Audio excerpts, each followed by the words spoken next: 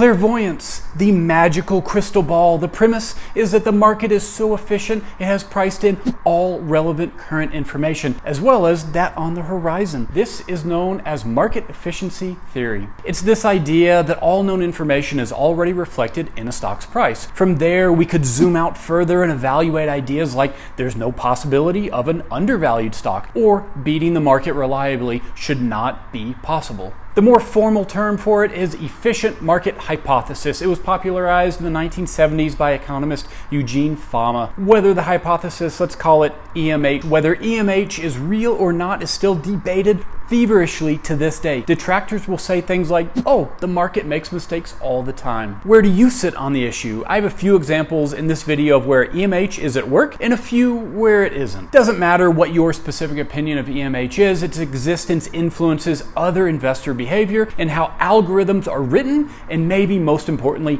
your profits or potential for excess profit known as alpha. So the efficient market hypothesis states that all new information is immediately priced into a security. Think about an earnings report. Stocks make big moves all the time after a surprise earnings release. That's EMH in action. The earnings shouldn't be known to the public prior to their earnings report. I say shouldn't because insider trading and leaks do happen, but for argument's sake, we'll say the public isn't aware of earnings release prior to their release. Take Marvell Technology. The company beat Wall Street expectations in its latest earnings report. The market rewarded shareholders instantly with a 20% jump in price. New information came to light and immediately the price reflected it. This sort of thing happens in all corners of the market all the time, and it's the reason that most stock pickers can't beat the returns of the market as a whole, says Fama. In his 1970 book, Efficient Capital Markets, the famed economist told us that beating the market requires you to hold risky assets and risky allocations, and this risk ultimately leads to more losses. He posits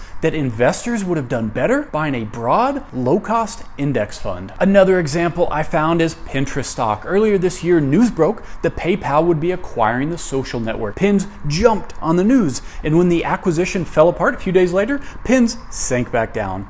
EMH at work. New information became priced in immediately. There are three variations to efficient market hypothesis. You have weak, semi-strong, and strong. The weak efficiency variation says that prices reflect all publicly known information. Emphasis on publicly known. It also says that technical analysis has no place in predicting a stock's future price because only new information will move the price in the future, not past patterns. The semi-strong efficiency variation takes that one step further. It says there's still no place for technical analysis, but there's also no place for fundamental analysis either. Prices will move before you have a chance to analyze how that new information impacts a company's fundamentals. The strong variation of EMH incorporates all of those principles, but also adds in that information only known to the CEO of a company is already reflected in the price of the stock. Past performance?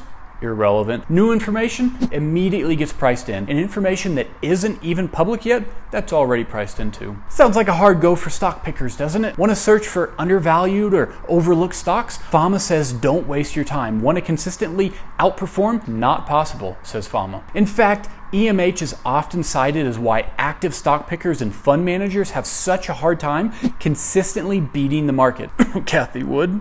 No, I don't mean to pick on just her. 90% of stock pickers don't beat the market over the long term. So here's the question you should ask yourself. If the market is so efficient, why didn't it predict those outsized earnings by Marvell? Why didn't the stock price run up in the days ahead of the earnings? Why didn't it predict the Pins acquisition and the sudden collapse? Because the efficient market hypothesis can only accept known facts as inputs, right? But guess what isn't efficient? Speculation isn't efficient. Price bubbles aren't efficient. Over leverage isn't efficient, but we see them all the time. So if the market is this wise, all-knowing, Yoda-like figure, how does it get these wrong? And that's the thought you need to keep in the front of your mind, because when the market's wrong, we can step in and make money. Warren Buffett has outperformed the market over a series of decades, not just 1 year, not just for one sitting president, but for decades through stock picking, through buying companies that are undervalued or underloved. Where's the efficient market hypothesis there? Buffett Buffett beats EMH by buying a stock and holding it for a long time. Remember, EMH isn't predicting the future of a company or the future of a stock's price. Rather, it says known information is already priced in. Me, you, Buffett, we can beat the EMH headwinds by holding a stock and riding it higher as new information comes to light. It's hard to do. It's not easy. Remember, 90% of professional stock picks don't achieve alpha over the long haul, but 10% do. And a couple tools you can use to put you in that 10% camp are finding sectors that have outsized growth potential, outsized value, and hold for the long term. Be like Warren Buffett. Do your due diligence and hold for the long term, and hopefully I'll see you in that 10% camp. Thanks for watching, and I'll see you on the next one.